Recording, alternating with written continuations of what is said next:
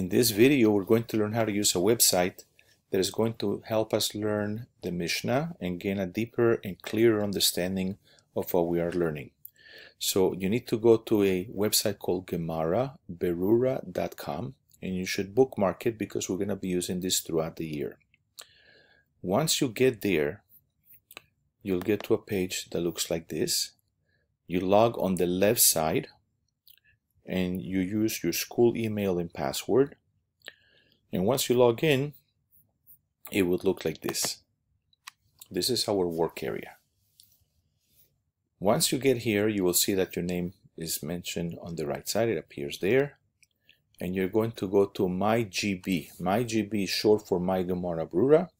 This is where you find the materials that I will share with you. So you click here, and on the top right side you see my sugyot. A sugya is a unit of Talmud, and I share with you a text called Mishnah 1 for brachot. You click, you open it, and this is what it looks like. This is the Mishnah that we have studied so far in class.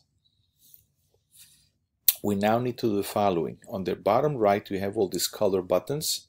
These are tools for Gemara. We need to change them by clicking here. This is Comdat. We change them to the Mishnah tools. And now we begin. What we're going to be doing is we're going to be dividing the Mishnah. Remember that a Mishnah does not use punctuation like we use in textbooks, like commas and periods and question marks. We use a different system, and little by little we're going to learn that system. So we start from the beginning. Me'em atai korin shema be'arvit. So this is a question. The Mishnah wants to know from when can we start saying Shema at night. But this question really is the case. This is the topic that we're discussing. So we click here because this is the end of the first line. And we click here on these buttons. Now all these buttons, if you hover them over them, it describes what it is. This is your divide button. So you don't have to memorize. You just put your cursor there and it tells you that's to divide. So we divide just like that. Mishnah continues and says, Misha she'kohanim nichnasim lechol betrumatan. From the time that the Kohanim come in to eat their truma, and we stop here because this is really the answer to this question. It's telling us that you can say the Shema when the Kohanim are able to come in to eat their truma. This is a different sentence because this is going to tell us Ad sof Ashmura Rishona. Until when can you say Shema? So we click here and we divide this line. Ad sof Ashmura Arishona, until the end of the first guard, the first shift. And we stop here because Divrei Rabbi Eliezer is the speaker. So we separate that by clicking here. So let's review what we've done so far. First, we identify this as a complete sentence because this is asking from when can you start saying Shema at night? And this is the answer to that question. Misha she'kohanim nichnasim lechol betrumatan, when the Kohanim are able to come in and eat their truma. So this is the din, this is the law for this case. And then it tells us Ad sof Ashmura Rishona, that you can say Shema until the end of the first guard. And we stop here because now Rabbi Eliezer is speaking. So now these are the words of Rabbi Eliezer. Now we stop here because this is going to be a different speaker. This is the Chachamim. So we divide the Chachamim from Rabbi Eliezer. And now let's divide here because now the Chachamim are going to tell us their opinion. We divide here. Ad Chatzot, that's their opinion. We stop here because now Rabbi Gamliel is going to speak. So we divide Rabbi Gamliel from these words.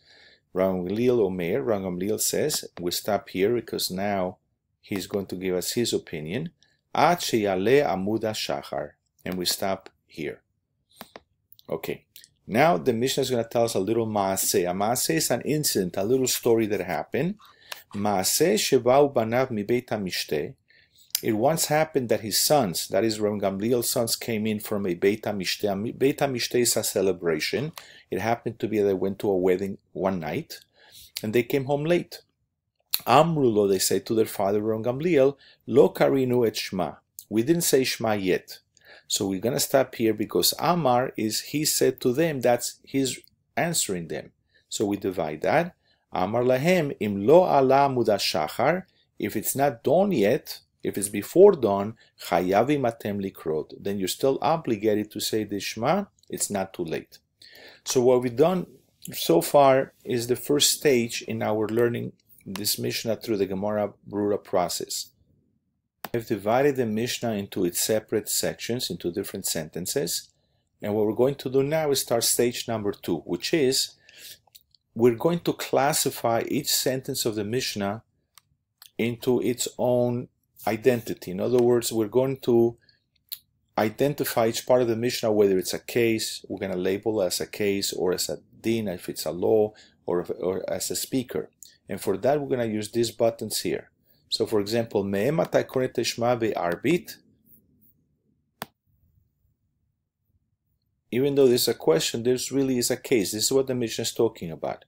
So we hover over these buttons, and it points out that this is a case. This is a mikre, so we label it as such. The next line, which is the answer to this question, is really the din, the law.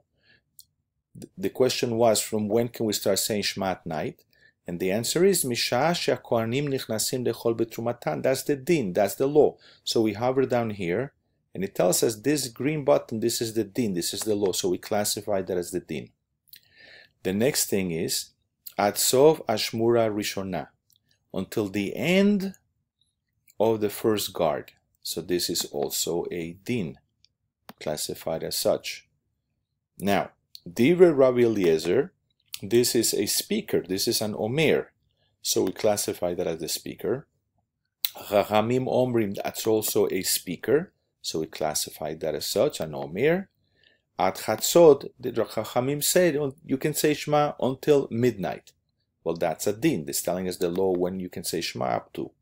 Now we have Rabban Gamliel omer, and that is a speaker. That's the opinion of Rabban Gamliel. This is what he says. Ad she'yaleh amud hashachar, you can say Shema all through the night until dawn. So that's a din.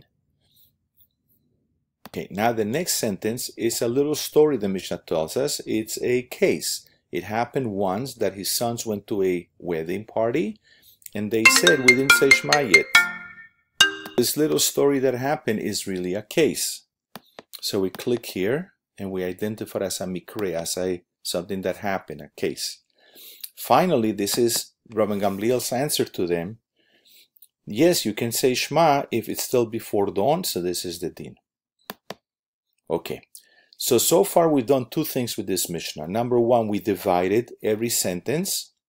Number two, we went ahead and we classified each sentence. We identified whether it's a case or a din or a speaker and so on. Now we're going to do the final third step. You might have noticed that on the left, it is showing you these different squares of each step that we've done so far. Now we're going to do the following. We're going to create a visual organizer. We're going to arrange the information of this Mishnah into a way that visually it's clear to us so that we can understand it in a clear manner. So watch. We're going to connect. We're going to click on the din, and this din is the din for this case. So we click here, and now we're going to use the other buttons. This button here is a connect button. So we click on the connect button, and now we click on its destination. So we're showing that this din is the din for this case. You notice on the left side of the page that we created that connection. This is the case. When can you say Shema at night? And this is the din. You can say it when the Kohanim come into either. By indenting it this way, it shows that this statement is connected to this statement. Because the way they are here, each statement is a separate sentence. But we want to show the connection between the different parts of the Mishnah because they're all interconnected. So now we see that this din is connected to this one because this is the din for this particular case.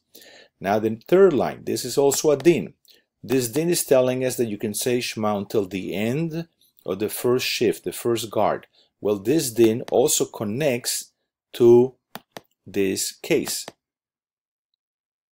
Okay, now next line, Divrei Rabbi Eliezer. This din was stated by Rabbi Eliezer. So we click on Rabbi Eliezer, we click on the connect button, and we're going to connect it to this din, because this din was said by Rabbi Eliezer. So we're showing that Rabbi Eliezer is connected to this din, but not to this din. That's why we're indenting it this way. Okay, now we have the following. The Chachamim are going to speak. They're going to state their opinion.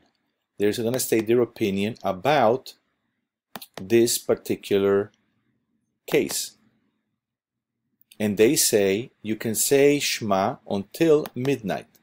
Click on your connect button, and this is connected to the Chachamim because this is their opinion. Now we have the opinion of Rabbi Gamliel. Rabbi Gamliel is going to speak about this case, and this is his opinion. Rabbi Gamliel says that you can say Shema ad sheyaleh amud hashachar, all through the night until dawn. So we connect this to Rabbi Gamliel because this line was said by Rabbi Gamliel. Now, this case is a separate case. This is not part of this case. This is a new case. It happened that his sons came from the party. Well, this case is part of Rabbi Gamliel, so we connect this to Rabbi Gamliel. And the sons asked him, are we allowed to say Shema even though it's very late at night? So he told them, you can say it as long as it's before dawn. So this is the din for this case. Okay, so this is what we have done so far. We have divided the Mishnah. We have classified each component to identify what it is, if it's a case or it's a law or a speaker. So that's what's shown by the colors. But then we went further and showed the connection between the different parts of the Mishnah. So here you see the first case. You see the din that applies to it. And this is the Kohanim who are, when they're able to come in from the Truma. Then the next din is, you can say Shema until the end of the first guard. Okay? And we have these opinions. These are the three opinions about this case. So this helps you visually see how the Mishnah is structured. Now there's other buttons here that are for correcting mistakes. For example, if we connected this to the wrong statement, no problem. This is to undo, cancel the connection. So if you click here, it cancels the connection and you can reconnect it to the right place. Or let's say that you divided this the wrong way. Let's say that you stop here and you divide it and you realize, oops, this should not be divided like this. So you click here and then you X out. This is cancel the division, so it brings it back up. So this is divide and this is cancel the division. This is connect and this is cancel the connection. And these buttons, as we saw before, are the buttons that are used for classifying each part of the Mishnah into its proper identity. So we don't have a title here. Sometimes we do. In this Mishnah we don't. We did have a speaker. We had actually 3 of them. We also had 2 cases, a mikre cases. We had several dinim, several laws in this Mishnah. And we don't have a tam. The Mishnah didn't give a reason for any particular din. Sometimes it does, sometimes it does not. Once you finish your work, then you click on this icon, which is save, and your work becomes saved. And now you have the ability to see the Mishnah in a very clear manner. I hope that this video helps you.